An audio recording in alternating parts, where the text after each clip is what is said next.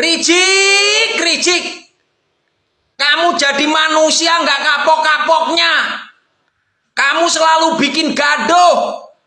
Ini lagi, kamu ngata-ngatain katanya jenderal monyet, kiai monyet, organisasi monyet. Hai Ricik, ingat, kamu itu anak keturunan warga imigran dari Yaman. Jangan bikin gaduh di republik ini, Ricik. Ingat, jangan kau pikir pribumi takut dengan kamu. Nggak takut. Kesabaran ada batasnya. Hai Ricik, saatnya pribumi bangkit. Kami lawan kau, Ricik.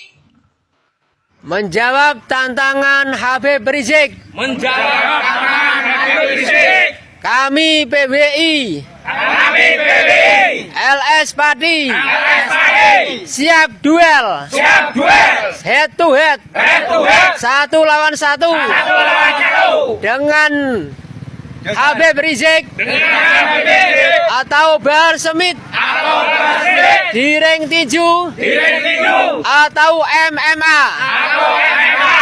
PBI LS Padi. PBI LS Padi. 1 komando. 1 komando.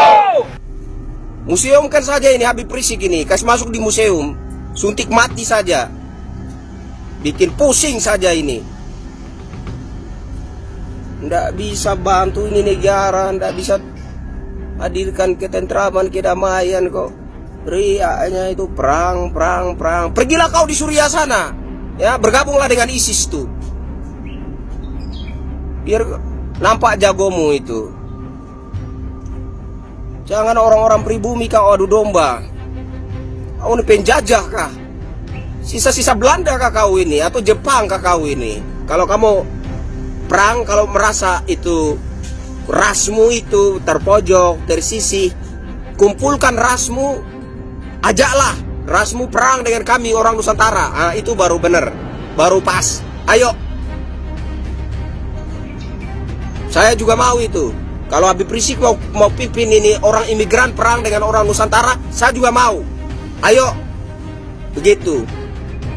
Jangan dipandang kami orang Nusantara kecil-kecil begini, ya. Kakek moyang kami itu mengejar betul penjajah dengan bambu runcing, tahu kau? Sok-sokan perang pring-prung, perang pring-prung. Nggak ada bahasa lain yang lebih baik, lebih manis. Sedikit-sedikit perang, sedikit-sedikit perang. Peranglah kau di Afghanistan sana. Dengan adanya kalian, ya, ceramah-ceramah menghasut, ceramah-ceramah provokatif, lama-lama ini sesama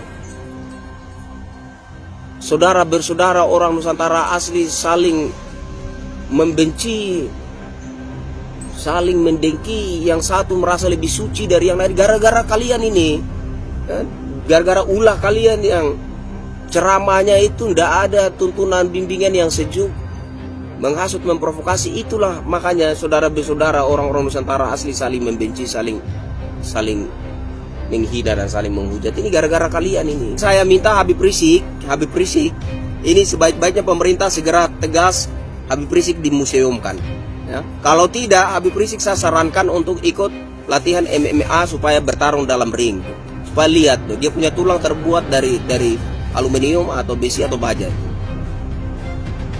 Kalau nggak ikut itu sasana tinju, latihan tinju lah kau, ya, atau latihan karate atau kungfu sekaligus, biar kelihatan, ya, urat tulangmu itu terbuat dari aluminium atau dari timah atau besi atau baja, itu biar kelihatan, begitu. Tapi kalau kau masih kayak begini, saya dorong Habib Rizik, ya, saya dorong, ya. Kumpulkan orang-orang imigran Yaman, peranglah dengan kami. Saya juga mau.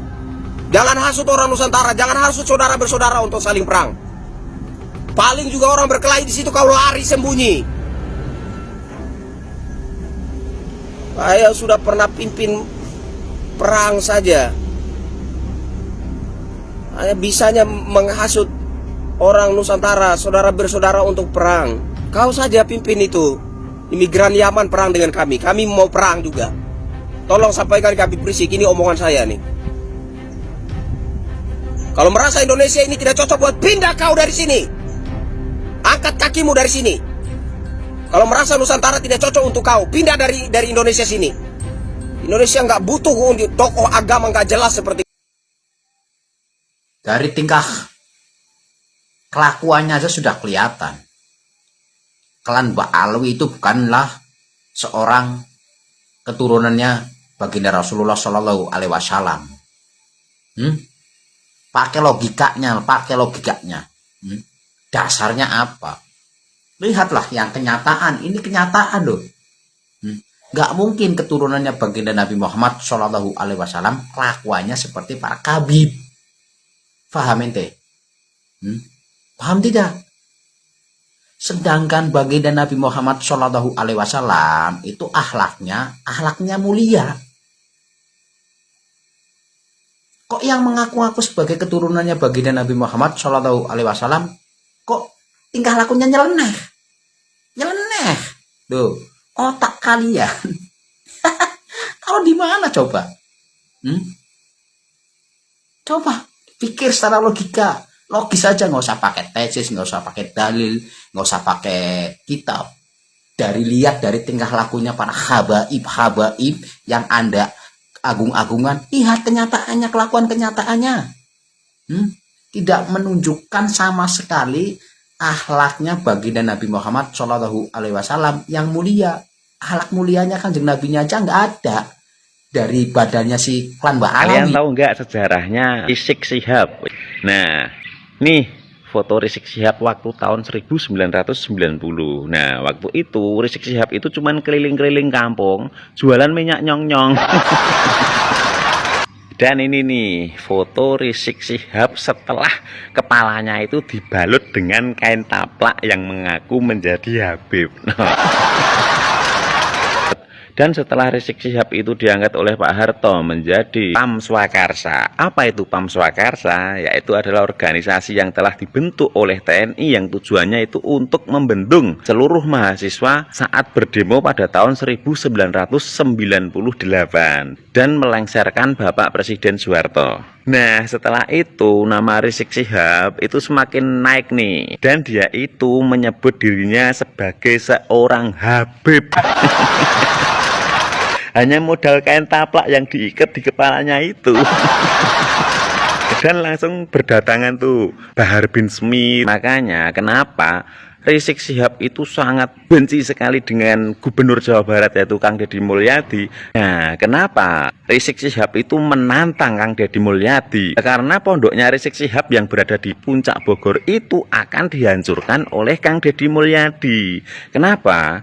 Soalnya pondok yang dibangun oleh Rizik Syihab itu, tanah itu resmi milik PT PN. Jadi bukan milik Rizik Syihab. Dan kenapa Bahar bin Smith ini juga sangat benci sekali dengan Kang Deddy Mulyadi? Karena usahanya di puncak Bogor sana yang membuka PT Lendir atau wisata seks halal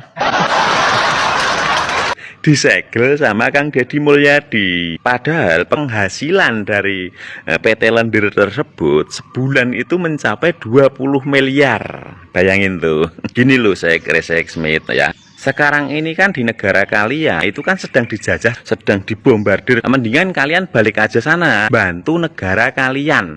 Nah, sekalian tuh jangan lupa mukibinmu diajak sekalian buat membantu negaramu di sana ya. Di sana nanti minimal nangkepin rudal gitu kayak. Jadi seandainya Rizik Syihab, Bahar bin Smith dan Habib-habib yang ada di Indonesia itu tidak pulang untuk berjuang membela negaranya, jadi untuk masyarakat Indonesia siap-siap aja deh. Pasti bentar lagi banyak Habib-habib yang berdatangan di Indonesia. Delogo. Saudara-saudaraku, kita tetap siaga di daerahnya masing-masing karena pola-pola FPI yang dilakukan adalah akan mengintimidasi tokoh-tokoh daerah. Malam ini ada intimidasi di Kabupaten Karanganyar dan Temanggung. Oleh karena itu, masing-masing ketua PWI Laskar Sabilillah untuk selalu siaga di daerahnya masing-masing. Di cabang, kecamatan, laskar-laskar harus siap. Jangan terpecah, jangan terfokus pada satu titik. tapi siap-siaplah, siagalah di daerahnya masing-masing. Akan ada persekusi oleh kelompok FPI terhadap tokoh-tokoh yang dianggap vokal, tokoh-tokoh yang dianggap berani di daerahnya masing-masing. Tetap kompak dan tetap semangat dan selalu koordinasi dengan teman-teman yang lain, dengan pengurus-pengurus yang lain. Salam kompak dan tetap semangat untuk menjaga NKRI. Merdeka!